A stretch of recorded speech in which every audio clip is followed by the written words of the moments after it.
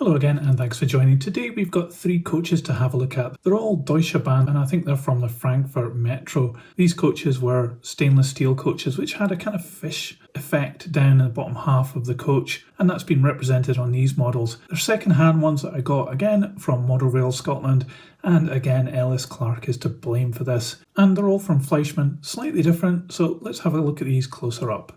So the first one we've got just right at the front here is this second class one, and the character on this coach is obviously that it's got these doors here, which I think were automatic on the real one. You can see it says Frankfurt on this sticker, and it's got some other little transfers, very small, beside the doors and the second class there. And it has a representation of steps here in the bottom of the moulding, but not really that good. But let's start at this end here. What I do like about these coaches is this shutter effect at the end of the coach. It has a separate part for the kick down plate, and this part here is an extra piece, the kind of rubber connectors. We have a couple of lights there which are just red dots that have been painted on, but that would offer you the opportunity to drill those out and put LEDs in if you wanted to. The buffers are down here, integral onto the bottom chassis plastic, and the coupling here is attached to the bogie. The side of this coach is trying to represent that fish effect that the original stainless steel coaches had. I think this is just a transfer that's been applied, and it doesn't actually look very convincing, I don't think. But what is really good is it has flush fit glazing and these really nice chrome surrounds. Obviously this is a toilet one at the end here. You've got ones like this one here which is partially open as well, so that's a really nice bit of detail. Inside you can see it has an interior which is in red plastic, and then down the centre of the coach we have the Deutsche Bahn logo and the running number of this carriage.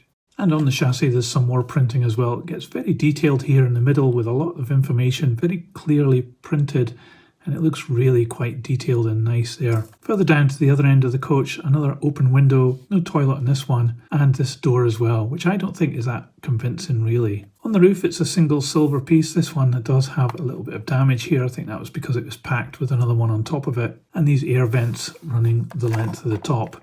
The one in the middle does have a bit of a moulding mark on it though. Bogies on these do look really good. They've got a lot of detail, and the dynamo there is very nicely picked out, and there's a lot of relief on these. The brake gear also looks as though it's in line with the wheels, and you can see this one has some pickup as well. I'm not sure if it's got interior lighting in this.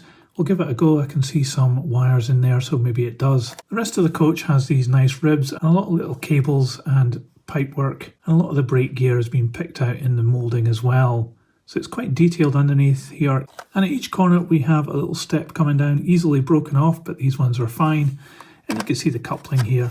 It's not in an M pocket, but it does look as though it can be replaced on the bogie there with someone else because it's separate to it. And it also gives a fair degree of movement to get this coach around tight corners.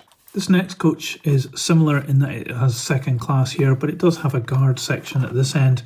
So we see a larger door with some smaller windows on it, again with the same silver surround, which is done really well. And up here we have some smaller windows and what looks like some lighting. This looks as though it's maybe a push-pull unit because it does have a window in the middle instead of the roller shutter, but it can be coupled up to another coach if needs be. It has a horn on top, so I guess yes, it is a push-pull unit. Not much different down here in terms of interior body detail, and also the transfers and the way it's trying to represent the stainless steel here, not very convincing. This end of the carriage has the same end as what we've just seen, although there seems to be a strange hole in this one. I'm not quite sure why that's happened. And the bogies are exactly the same as what we've just seen, again with pickup on them. Bit of a cleaner underside on this one, but it's exactly the same.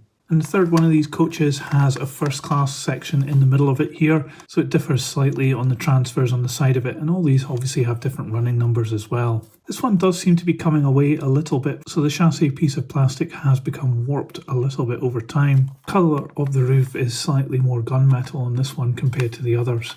The interior of this one is slightly different. You can see it on this side of the carriage in that the first class is actually compartments. This one doesn't have any pickups, so there's no lighting in this, but yet it still has the same type of bogies. So I'm guessing if you wanted to, it would be quite easy to add some lighting into here. So let's see if we can get these lights working. So no lighting's working at all. Let's open up this one and check out what's happening. So not the easiest of coaches to get apart. What I did notice on this second class one though is that the seating in the middle is actually the same as the first class one. So they have cheated a little bit there with the moulding. They've just not put in the little partition that goes across here. Anyway, we can see that we do have a couple of bulbs in here, and they're not working though. So let's just put some power straight to these points here and see if we can get them lighting up. So one of the two bulbs works on this carriage. Not very well and not very bright, I have to admit, but I think the problem is that the pickups aren't actually working that well on the axles here. Could just be a little bit of dirt, so I think if this was upgraded to a piece of copper and possibly those lights inside changed to LEDs, that would really improve the effect. Anyway, let me get this back together. Okay, it's an easy push fit to get them back together, but they feel quite light, these coaches, so let's put one of them on the scales and find out how much it weighs. This coach weighs 130 grams. So these suburban push-pull coaches from Fleischmann, they're not going to win any prizes for being the best models in the world. There's some clear limitations here and they're starting to show their age as well. The stainless steel effect on the side of these coaches really isn't very good. That transfer is definitely a compromise on the model.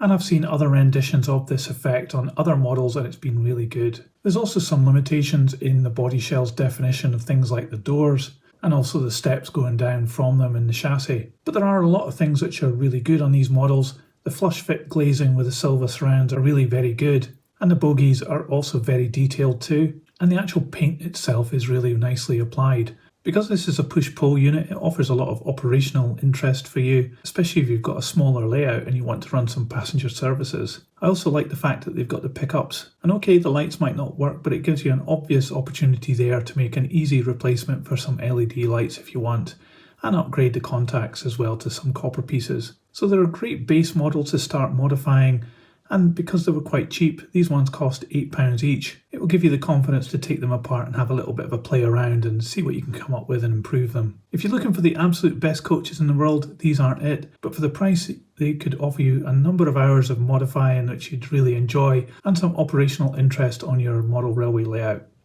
So let me know what you thought about my analysis of these coaches in the comments below. I'd love to know what you think. And if you liked this video, please give it a thumbs up. It really helps this channel grow. I'll put the driving car on the turntable so you can see all the way around. And on screen in a moment, there'll be a link to another video that you can watch.